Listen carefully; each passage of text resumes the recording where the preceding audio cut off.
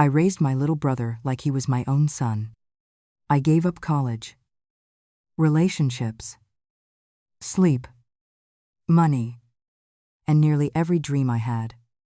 Because when our parents abandoned us, he was only 7 years old.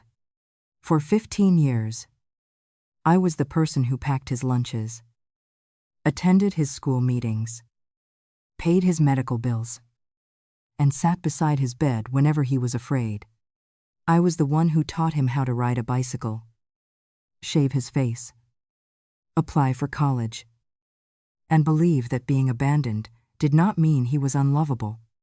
Then, on the day he graduated, our parents returned with apologies, expensive gifts, and a story designed to make them look like victims. My brother believed them. Within months, he was calling them mom and dad again, while treating me like the bitter older sister who had kept him away from his real family. He chose the people who abandoned him over the woman who had raised him. And when their lies finally collapsed, he came back to my door, expecting me to save him one more time. My name is Natalie Brooks.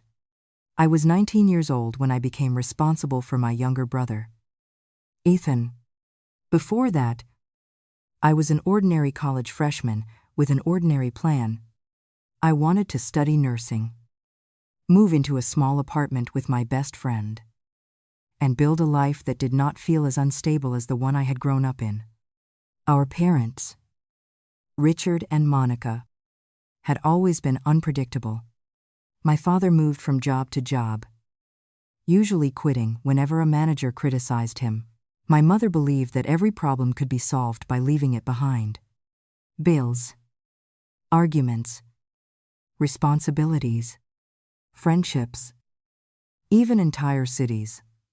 When life became uncomfortable, she wanted to start over somewhere new. As children, Ethan and I learned not to become attached to places. We moved 6 times before I turned 16. Sometimes my father said he had found a better opportunity. Sometimes my mother claimed the neighborhood had become unsafe. Usually, the truth appeared later, when eviction notices arrived or creditors began calling. Even then, our parents insisted they were protecting us from a world that had treated them unfairly. I became Ethan's protector long before they disappeared. I helped him with homework, made simple dinners when there was no adult home, and distracted him whenever our parents argued. Ethan was a quiet child with large brown eyes and a habit of asking questions only after he had studied my mood. He learned to watch people carefully because he never knew when happiness might turn into anger. Despite everything, he adored our parents. Most children do. My father could ignore him for days, then return with a toy and become a hero again. My mother could forget a school event, then cry while explaining how overwhelmed she was. And Ethan would comfort her. He wanted to believe every promise because the truth was too frightening. The night our parents left began with a note taped to the refrigerator. I was home for the weekend from college. Ethan was 7 and had fallen asleep on the couch while watching cartoons. Around 11, I went into the kitchen and noticed that my mother's favorite suitcase was missing. My father's truck was gone. Their bedroom closet was nearly empty. The note contained 5 sentences. They said they had received an opportunity in another state. They said the move had happened quickly. They said they needed time to establish themselves before bringing Ethan. They asked me to stay with him for a few weeks. They promised to call as soon as they were settled. At the bottom, my mother had written, "You are strong, Natalie. We know we can count on you." I read the note again and again, trying to find something that would make it less terrible. There was no address, no phone number, no name of an employer. They had left $200 on the kitchen counter and an overdue electricity bill beside it. I called both of their cell phones. Neither worked. For the first 3 days, I believed they would return. I missed classes, contacted relatives, and told Ethan that Mom and Dad were handling an emergency. He accepted that explanation because children accept whatever allows them to feel safe. By the end of the first week, the food was running out. I called my aunt, my father's sister, but she said she could not take Ethan because her apartment was too small. My mother's cousin suggested contacting social services. That possibility terrified me. Ethan had already lost his parents. I could not let him lose his home and his sister too. I withdrew from college before the month ended. The decision happened so quickly that I barely understood it. I found full-time work as a receptionist at a medical clinic and took evening shifts at a grocery store. The landlord agreed to let us remain in the house if I paid part of the overdue rent immediately. I sold my laptop, my textbooks, and the small amount of jewelry I owned when I told Ethan I would be staying home for a while. He looked relieved. Until Mom and Dad come back, I forced myself to smile. Until everything is okay. For years, that became my answer whenever I did not know what else to say. Our parents contacted us for the first time 6 months later. My mother called from an unknown number. She cried before I could speak and told me that she and Dad had become involved in a complicated business opportunity. She said they had been betrayed by someone they trusted and had lost access to their money. I asked where they were. She refused to tell me. I asked when they were coming home. She said they needed more time. Then she asked how Ethan was doing. He cries at night. I said, he thinks you left because he did something wrong. My mother began crying harder. Do not tell him that. I did not tell him. He believes it. Nathalie, you have always known how sensitive he is. You need to reassure him. I remember gripping the phone so tightly that my hand hurt. I am 19 years old. I am working 2 jobs. I left college. I am paying your bills and raising your child. Do not tell me what I need to do. Her voice became cold. He is your brother. He is your son. She disconnected the call. Ethan never knew about that conversation. I did not want him to feel rejected again. I told him our parents were safe and that they loved him. Even then, I protected the image he had of them. The next several years were a blur of work. School forms, doctor visits, and careful budgeting. We moved into a smaller apartment after the lease ended because I could not afford the house. Ethan slept in the bedroom, while I used a fold-out couch in the living room. I told him I preferred being closer to the television. I learned how to stretch 1 chicken across 3 meals. I learned which utility companies offered payment extensions. I learned to wash clothes in the bathtub when the laundromat cost too much. I also learned that children do not need perfect lives. They need stability, honesty, and at least one adult who keeps coming back. Ethan struggled at first. He had nightmares and panic attacks whenever I was late. His teacher said he hoarded snacks in his desk.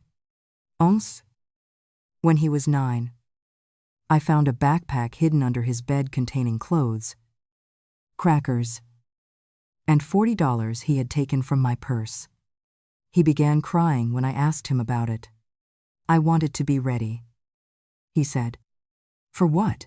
If you leave too?" I sat on the floor beside him and promised that I would never disappear without telling him.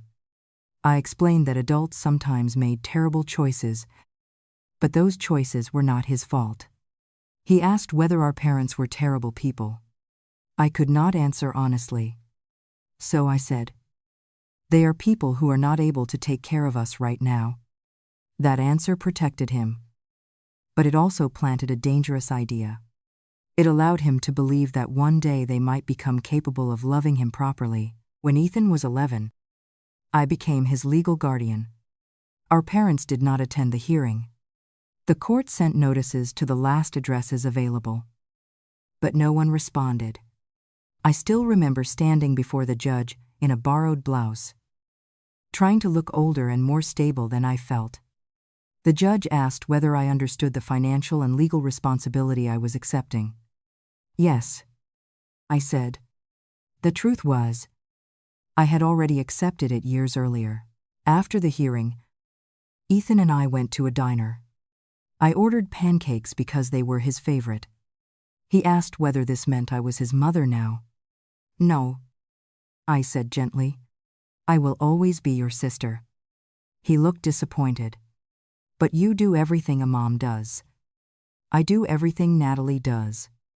He thought about that, then smiled. That is better?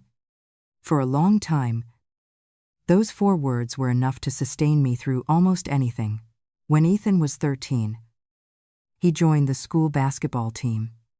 I attended every game, even when it meant changing shifts and losing income. When he broke his wrist, I spent the night beside his hospital bed. When he struggled with algebra, I paid a college student to tutor him. Even though that meant skipping a dental appointment for myself, he grew into a kind, intelligent teenager. Teachers praised his empathy. Coaches trusted him. Parents told me I had done a wonderful job raising him. Each compliment filled me with pride, but also with fear. I worried that he would eventually resent everything he had lost. I worried that love would not be enough to fill the space our parents had left. Our parents remained shadows. Every year or two, one of them would send a message from a new email address. My mother usually wrote long apologies without accepting responsibility. She said life had been complicated. She said my father's health had been poor. She said they were trying to become the people we deserved. My father's messages were shorter. He said he was proud of Ethan. He asked for photographs. Once, he sent $50 for Ethan's birthday and called it proof that he had never forgotten us. I returned the money. Ethan knew they occasionally contacted me, but I did not show him every message. I did not want them moving in and out of his life whenever guilt became uncomfortable. I told them they could speak with him after they provided an address, consistent phone number, and clear plan for maintaining contact. They never did. When Ethan was 16, he found an old email from our mother on my computer. He became furious. Not at her. At me? You told me they had not contacted us. I said they were not ready to be part of your life. That is not the same thing. No. It is not. How many messages did you hide? I explained that I had been trying to protect him from promises they might not keep. Ethan said I had no right to make that decision. You were a child? I was their child. His words hurt because they were true. For several months, our relationship became strained. Ethan accused me of wanting him to hate our parents. I reminded him that I had spent years defending them. He said that made it worse because I had controlled the entire story. I apologized. That was important. I did not tell him I had sacrificed too much to be questioned. I did not make my pain more important than his. I admitted that protecting someone could become a form of control if it denied them information about their own life. We agreed that I would show him future messages. We also agreed that he would not meet our parents alone if they returned suddenly. For a while, the tension faded. Ethan worked hard in school and earned admission to a respected university with a partial scholarship. When the acceptance email arrived, we screamed, hugged, and cried in our small kitchen. He lifted me off the floor and said, "We did it." We. That word meant everything. I had returned to school part-time by then and completed a degree in healthcare administration. I had a better job at a hospital, but money was still tight. I took out a loan to cover part of Ethan's tuition and helped him apply for every scholarship available. He promised he would repay me one day. You already have. I told him. You became someone good. During his college years, he called often. He asked for advice about classes, roommates, relationships, and career choices. I sent care packages before exams and drove 4 hours whenever he needed help moving. He still introduced me as his sister. But sometimes his friends called me his second mom. I pretended that did not make me emotional. Then, during Ethan's final year of college, our parents returned, not through a phone call, not through a letter. They appeared at his graduation ceremony. I had arrived early and saved seats near the front. I was carrying flowers and a small box containing the watch I had bought him after saving for months. The stadium was crowded. And for a while, I did not notice the couple standing several rows behind me. My mother recognized me first. Nathalie? I turned and saw two people who looked both familiar and completely foreign. My father had gained weight and wore an expensive suit. My mother's hair was shorter, and she carried a designer handbag. They looked healthy, successful, prepared. Most of all, they looked as though they had planned the moment carefully. My mother opened her arms. "Look at you." I did not move. "Why are you here? To see our son graduate?" My father said. The word "our" felt like an insult. "How did you know about the ceremony?" My mother looked uncomfortable. "We have followed Ethan online." "You mean you watched his life from a distance?" "We did not want to interfere." "You abandoned him." My father lowered his voice. "This is not the place." He was right. Families were taking photographs around us. Students were laughing. Ethan deserved a graduation day that did not become another disaster. I told them to stay away until after the ceremony. My mother touched my arm. "Please. We came a long way." So did I. When Ethan entered the stadium with his class, I saw him searching the crowd. He found me and smiled. Then his eyes moved past my shoulder. His expression changed. Even from a distance, he recognized them. After the ceremony, Ethan approached slowly. He was holding his diploma cover and wearing the gold honor cord I had helped him straighten that morning. My mother began crying before he reached us. "Ethan," she whispered. He looked at me first. "Did you know?" "No." My father stepped forward. "We wanted to surprise you." For several seconds, Ethan said nothing. Then my mother hugged him. He did not hug her immediately, but he did not push her away either. I stood beside them holding the flowers, watching the family photograph they had imagined for 15 years become real without me. My father told Ethan how proud they were. My mother gave him a card containing a check for $10,000. They said they wanted to help him begin his adult life. Ethan stared at the check in disbelief. I thought of the loan in my name, the extra shifts, the years of choosing between rent and groceries. Our parents had arrived at the finish line holding money. And suddenly, they looked like the people who had helped him reach it. That evening, Ethan invited them to dinner. I asked to speak with him privately.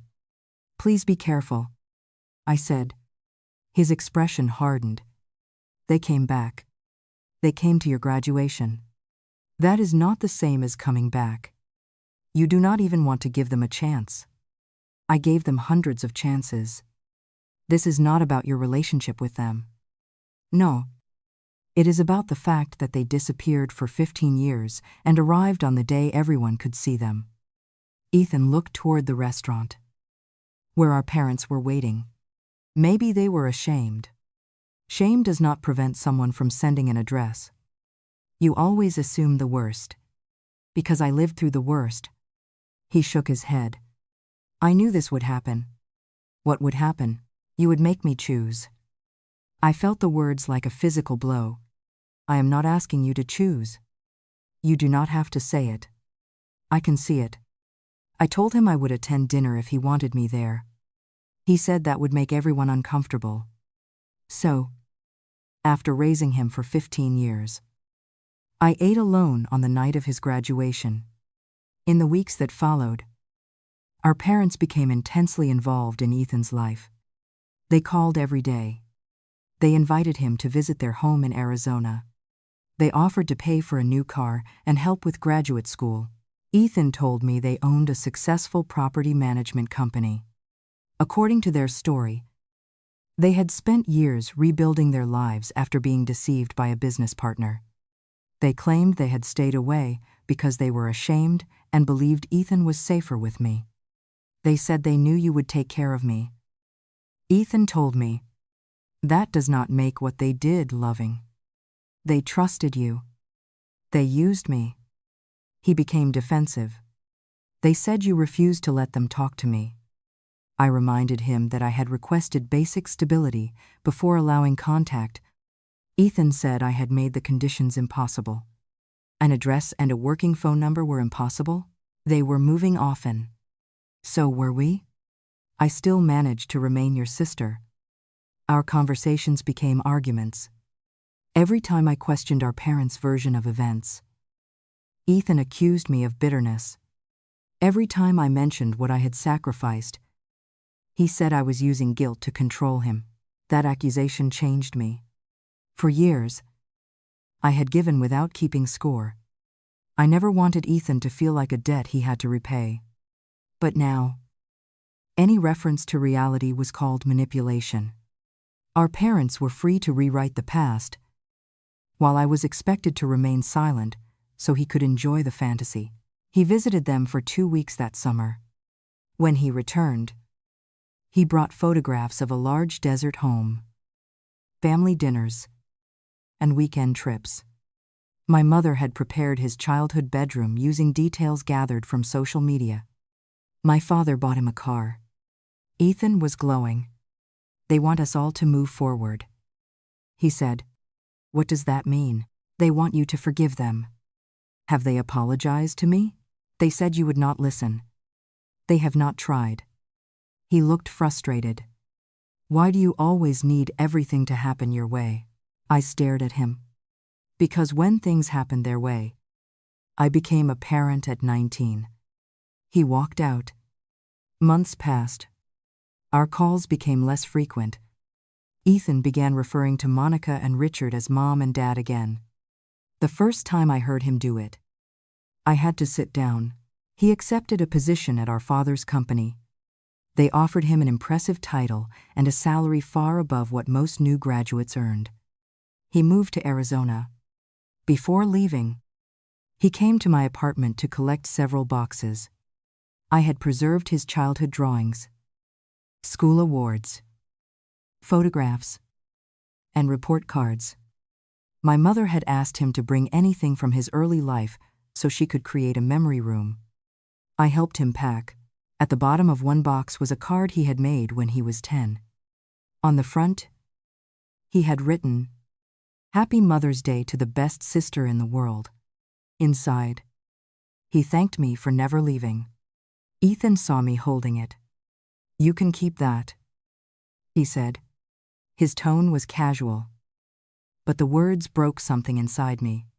"I kept everything." I said, "I know." "Do you?" He closed the box. "Nathalie, I am not erasing you. It feels like you are. I am trying to have a relationship with my parents. And that requires pretending they raised you? They are trying now. They are trying when you are educated, successful, and no longer need to be raised." His face became cold. "Maybe they knew you would always remind me that I owed you." I stepped back. "Have I ever asked you for money? That is not what I mean. Have I ever asked you to give up your life for me? No. Then what do you think you owe me?" He did not answer. I continued more quietly. "I never wanted repayment. I wanted the truth to matter." Ethan picked up the box. "Your truth is not the only truth." He left without saying goodbye. For nearly a year, we had almost no contact. I saw photographs online of Ethan with our parents at holidays, company events, and vacations.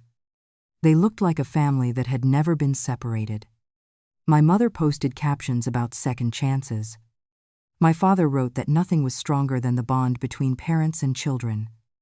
No one mentioned the sister who had kept their son alive while they built their second chance. I entered therapy again. I had spent so many years centering Ethan's needs that I did not know how to live without being necessary. My apartment felt too quiet. Grocery shopping became painful because I still reached for food he liked. I kept expecting him to call with a question. My therapist asked whether I believed motherhood or love required permanent access to someone. No, I said. Then what does love require? I thought for a long time. Respect. That was the thing Ethan had stopped giving me. So I created boundaries. I stopped following our parents online. I did not send Ethan long messages explaining myself. On his birthday, I mailed a card with a simple note saying I loved him and hoped he was well. He sent a text, thanking me. That was all. Then, 18 months after Ethan moved to Arizona, I received a call at 2 a.m. He was crying. At first, I could barely understand him. He said the company was under investigation. He said our father had used Ethan's name on loan documents and business accounts. Several properties had been purchased through companies legally connected to Ethan. Taxes had not been paid. Investors were demanding money. Did you sign the documents? I asked. They said it was standard. Did you read them? I trusted Dad. The word trusted felt cruel in ways I did not want to acknowledge. Where are Mom and Dad? Gone. Of course they were. They had emptied several accounts, packed their belongings, and disappeared the previous evening. My mother had left Ethan a message saying they needed time to resolve the situation. The language was nearly identical to the note they had left on our refrigerator 15 years earlier. I closed my eyes. Ethan was 23 years old. But in that moment, he sounded 7 again. Natalie? I do not know what to do. For one dangerous second, instinct took over. I wanted to book a flight, call attorneys, send money, and fix everything before he felt another hour of fear. Then I remembered the last time he stood in my apartment. I remembered him telling me that my truth was not the only truth. I remembered every year I had sacrificed to protect him from the consequences of our parents' choices. I loved him. But love could not mean becoming the person responsible for another disaster they had created. Listen carefully, I said. Do not sign anything else. Do not transfer money. Do not delete messages or documents. Contact a criminal defense attorney and a financial attorney immediately. I cannot afford that. I will pay for an initial consultation. Can you come here? I remained silent. Please, he said. I need you. You need professional help. I need my sister. The old version of me would have answered immediately. Instead, I asked, do you need your sister? Or do you need the person who always fixes everything? He began crying harder. That is not fair. No. Ethan. None of this is fair. He accused me of punishing him for choosing our parents. I told him I was not refusing to help. I was refusing to take control of his life. I will help you find attorneys, I said. I will help you organize the documents. But I will not pay the debts. Lie for you. Or solve every consequence. They used me. Yes. You knew they would. I feared they would. Why did you let me go? The question shocked me. You were an adult? You told me I was controlling you. You could have tried harder. Something inside me became completely still. I gave up 15 years of my life trying. I said, you do not get to blame me because I finally respected the choice you demanded. He disconnected the call. The next morning, I emailed him contact information for 3 attorneys. I also sent a detailed list of steps he should take to secure his identity, preserve evidence, and document every conversation with our parents. For 2 days, he did not respond. Then he sent one sentence. I am sorry. I did not answer immediately. An apology can be sincere and still be insufficient. I needed to know whether he was sorry for hurting me, or simply sorry that the people he chose had betrayed him. Over the next several months, Ethan faced the consequences. Investigators eventually determined that our father had forged some signatures and misrepresented others. Ethan was not charged with a crime, but his credit was damaged. His savings were gone, and he lost his job when the company collapsed. Our parents were located in another state. They claimed the financial problems resulted from poor advice and denied intentionally using Ethan. My mother called him repeatedly, crying and asking him not to cooperate with investigators. For the first time, Ethan heard the manipulation without my voice competing against it. He began calling me once a week. At first, we discussed only legal and practical matters. I did not comfort him by pretending everything would be fine. I helped where I could, then allowed him to do the work himself. Eventually, the conversations became more personal. One evening, he said, "They told me you kept us apart because you wanted to be my mother." I waited. I believed them. I know. They said you were afraid I would love them more. Were they right? His silence lasted several seconds. Maybe you were afraid of losing me. I was. He sounded surprised by my honesty. But fear was not the reason I asked them for stability. I continued. I wanted them to prove they would not disappear again. They did disappear again. Yes. He began crying quietly. Why did I believe them? Because you wanted parents. I had you. I was your sister. Wanting them did not mean I failed you. But I treated you like you were in the way. I did not rush to forgive him. Yes. You did. That answer mattered. Our family had spent years using explanations to erase harm. I refused to continue the pattern. 6 months later, Ethan returned to my city. He found an entry-level job unrelated to our father's company and rented a small apartment. He did not ask to live with me. I respected that. For a while, we met for coffee every other week. The relationship felt fragile, like something repaired after being badly broken. We could not pretend the cracks were invisible. We had to learn where they were. One afternoon, Ethan brought a cardboard box to my apartment. Inside were the photographs, school awards, and childhood papers he had taken to Arizona. On top was the Mother's Day card. I want you to have these, he said. They belong to you. They belong somewhere safe. I looked at him. Are you asking me to protect them? No. He swallowed. I am asking you to keep the parts of my life that were real. I picked up the card. Your time with them was real too. It was built on lies. It was still part of your life. He nodded, then looked down. I do not know how to make this right. You cannot make 15 years disappear. Neither can I. I know. You can decide how you treat me now. He looked at me with tears in his eyes.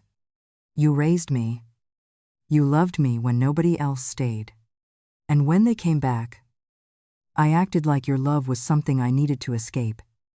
The apology hurt because it named the truth precisely. I thought choosing them would prove they had always loved me. He continued. But all it proved was that you did. I cried then. Not because everything was repaired, but because he finally saw what I had spent years trying not to demand recognition for. Our parents eventually accepted a legal settlement involving repayment, property seizures, and restrictions on future business activity. Ethan chose not to maintain contact with them. I told him that decision had to be his, and that he could change it one day if he wanted. I would not control the story again. He asked whether I would ever forgive them. I do not know. I said, forgiveness is not the same as access. He understood. 2 years after returning home, Ethan invited me to dinner. He had been promoted and wanted to celebrate. At the restaurant, he handed me an envelope. Inside was a check. I pushed it back. No. It is for the college loan. You do not owe me? I know. This is not payment for raising me. Nothing could pay for that. It is simply a debt with my name attached to it.